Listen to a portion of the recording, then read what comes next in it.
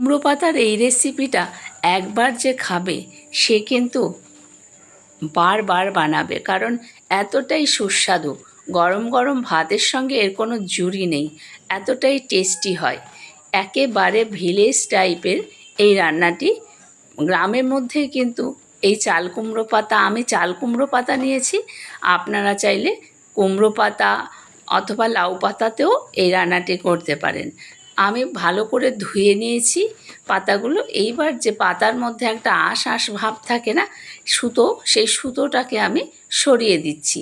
সবগুলো পাতায় এইভাবে সুতো সরিয়ে দেব, তাহলে পাতাটা খুব নরম হয়ে যাবে, ভাঁজ করতে কোনো অসুবিধাই হবে না। এইভাবে সবগুলো পাতায় আমি সুতোগুলো পরিষ্কার করে নিয়েছি। এইবার নরম করার কায়দাটা দেখুন। আমি একটু নুন ছিটিয়ে নিলাম, এবার হাত দিয়ে ঘষে ঘষে ঘষে ঘষেই কিন্তু পাতা নরম হয়ে যাবে। আপনারা কিন্তু কুমড়ো পাতা, মিষ্টি কুমড়ো পাতাও ঠিক এইভাবেই করতে পারেন। আমি কিন্তু এই প্রসেসটা অনেকেই দেখান না, আমি এই প্রসেসটাই দেখালাম, একেবারে ইউনিক প্রসেস। এইভাবে যদি আপনারা দেখুন, এভাবে মুড়লে একেবারে ভাঁজ হয়ে যাচ্ছে। সবগুলো আমি দুরকমভাবে করে দেখাচ্ছি। এই রকমভাবে করলেও হবে, আবার লম্বালম্বিভাবে যদি নিয়ে করেন তাহলেও কিন্তু পাতলা হয়ে যাবে। দেখুন কতটা পাতলা হয়ে যাচ্ছে। এইভাবে পাতাটাকে নিয়ে জাস্ট দু হাত দিয়ে একটু ঘষলেই কিন্তু পাতা একেবারে নরম। দেখেছেন কতটা ইজি প্রসেসে হয়ে যাচ্ছে। কোনো গরম জল করতে হবে না, কিছু না। শুধু খানিকক্ষণ জলে ভিজিয়ে সুন্দর করে ধুয়ে নেবেন কয়েকবার, তাহলেই পাতাগুলো ভালো থাকবে। সবগুলো পাতা দেখুন কতটা সুন্দর নরম হয়ে গেছে। এর মধ্যে পাতুরি বানাতে একেবারে সহজ। আমি এই মিক্সার জারের মধ্যে চিনেবাদাম গুঁড়ো করেছিলাম, এবার দিয়ে দিলাম সাদা তিল। আমি যে পাতুরিটা করব, তিল, বাদাম আর সাদা তিল দিয়ে এই পাতুরিটা হবে পাতায় করে। এত টেস্টি হয় জাস্ট ভাবতে পারবেন না। এবার কয়েক কোয়া রসুন দিয়ে দিলাম, আর দিলাম কয়েক টুকরো নারকেল। যারা রসুন খান না তারা কিন্তু রসুন স্কিপ করে দিতে পারেন, কোনো অসুবিধা হবে না এতে। এইবার মিক্সার জারের মধ্যে আমি প্রথমে শুকনো গুঁড়ো করে নিলাম, এইবার খানিকটা জল দিয়ে আবার মিহি একটা পেস্ট করে নেব। তবে একেবারে মিহি করার দরকার নেই, জাস্ট এই রকম হলেই হবে। এবার কড়াই বসিয়ে 1 চামচ সর্ষের তেল দিলাম, 1 চামচ, এর বেশি দেওয়ার দরকার নেই। এগুলো আমি একটু কড়ার মধ্যে নেড়ে চেড়ে নেব, তাহলে কিন্তু আর কাঁচা ভাব থাকবে না, খেতেও কিন্তু অপূর্ব লাগবে। এইভাবে তিল, নারকেল আর বাদামের পাতুরি কিন্তু অসাধারণ পাতায় করে। আপনারা কিন্তু মিষ্টি কুমড়ো পাতাতেও করতে পারেন, লাউ পাতাতেও করতে পারেন। অনেক সময় আমরা যে ওই যে সাদা কচুর পাতা আমরা খাই, যাকে আমরা দুধ কচু বলি, সেই দুধ কচু পাতাকেও কিন্তু আপনারা এইভাবে করতে পারেন। এভাবে নাড়াচাড়া করে নেব। দেখুন বেশিক্ষণ লাগবে না, ঠিক 2 মিনিটের মতন করে নিলেই হয়ে যাবে। ঠিক 2 মিনিট করলেই কিন্তু এই পাতুরির জন্য একদম রেডি হয়ে যাবে। দিয়ে দিয়েছিলাম একটু কালো জিরে ফোড়নে, আর এবার দিয়ে দিলাম একটু স্বাদ মতো নুন। নুন কিন্তু আপনারা বুঝে দেবেন, কারণ পাতার মধ্যে কিন্তু আমি নুন দিয়ে পাতা নরম করেছি, সেই কারণে পুরটার মধ্যে বেশি নুন দেওয়ার দরকার নেই। এবার নাড়াচাড়া করে নিলাম, নাড়াচাড়া করে দেখুন হয়েই গেছে প্রায়। এবার নামিয়ে নেব একটি প্লেটের মধ্যে। একটু চিনিও অ্যাড করলাম, যাতে নোনতা ভাবটা অতিরিক্ত না হয়ে যায়। বন্ধুদের কাছে অনুরোধ, সম্পূর্ণ ভিডিওটি দেখবেন আর একটি সাবস্ক্রাইব করে পাশে থাকা বেল আইকনটি প্রেস করে চ্যানেলটির পাশে থাকবেন। আমি পুরো পাতুরির জন্য যে পুর সেটা রেডি, আমি নামিয়ে নিয়েছি। এবার দেখুন একটু ঠান্ডা হতে দেব। আর এর আগে আমি 2 চামচ চালের গুঁড়ো নিয়েছি। আপনারা ইচ্ছে করলে কর্নফ্লাওয়ারও নিতে পারেন, অথবা না নিলেও হবে। ভাঁজ যদি সঠিকভাবে হয় তাহলে কোনো মতেই খুলে যাবে না।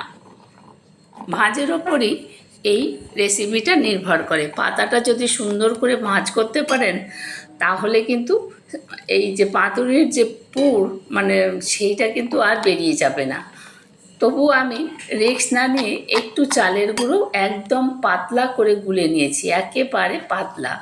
এর মধ্যে সামান্য একটু নুন দিয়েছি, খুব সামান্য, যাতে আলুনি না না লাগে। এবার দেখুন একদম পাতলা করে, যাতে জাস্ট একটু ডুবিয়ে আমি ভাজতে পারি। এইবার পাতাটা উল্টো করে নিয়েছি, উল্টো করে ঠিক হাতের মাপেই 2 চামচ করে পুর আমি ভরে দেব।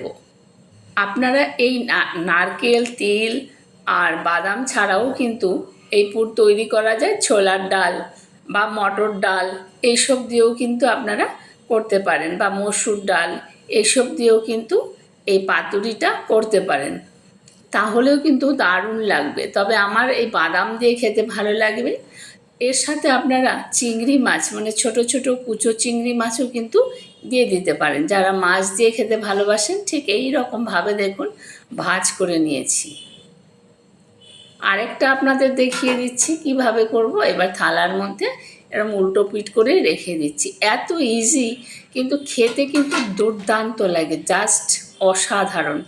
গরম গরম ভাতের সঙ্গে আপনার কিন্তু আর কিছুই লাগবে না।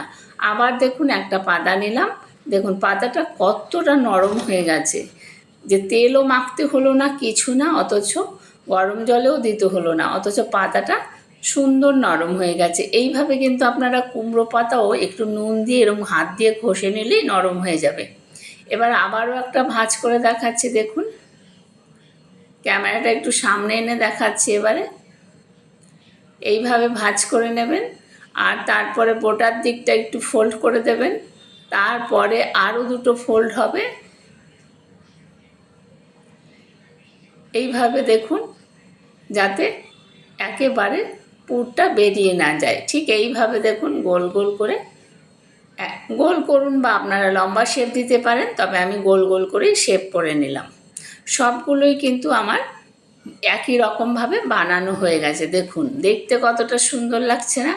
ভীষণ সুন্দর, খেতে কিন্তু আরও সুন্দর, টেস্টি, ভীষণ টেস্টি। একটি ফ্রাই প্যান বসিয়ে সামান্য একটু সর্ষের তেল দিয়ে দিলাম। আমি কিন্তু সর্ষের তেলেই করছি, আপনারা চাইলে সাদা তেলেও করতে পারেন, তবে এই যে পাতুরিটা একটু সর্ষের তেল দিয়ে করলে কিন্তু এর স্বাদ অনেক বেশি ভালো হয়। এবার নাড়াচাড়া করে তেলটা পুরো ফ্রাই প্যানের মধ্যে ছড়িয়ে দিলাম। এবার যে আমি একটা আতপ চালের গুঁড়োর যে একটা ব্যাটার একেবারে পাতলা করে গুলে নিয়েছি, সেই ব্যাটারে একটা একটা করে ডুবিয়ে নেব। ব্যাটার ছাড়াও কিন্তু করা যায়, আমি আবারও বলছি। এইভাবে দেখুন ধরে এইভাবে ব্যাটারের মধ্যে হালকা করে, একেবারে হালকা, দেখুন এতে ব্যাটার বেশি লেগেও থাকবে না, অথচ পাতাটা জোড়া থাকবে, আর পাতুরিটাও কিন্তু একেবারে মুচমুচ করবে খেতে। একেবারে এইবার তেল গরম করে গ্যাসের ফ্লেম একেবারে মিডিয়াম টু লো হিটে করে পরপর পরপর সবগুলো আমি দিয়ে দেবো। প্রথম রাউন্ডে যে কটা ধরবে সে কটাই আমি এর মধ্যে দিচ্ছি, আর কিন্তু আমার তেল লাগবে না। এভাবেই কিন্তু উল্টে পাল্টে ভালো করে ভেজে নেবো। একটা ঢাকা দিয়ে দেবো এর মধ্যে 2 মিনিটের মতন করে। দেখুন কত সহজ পদ্ধতিতে এই কুমড়ো পাতার পাতুরি অপূর্ব লাগে খেতে।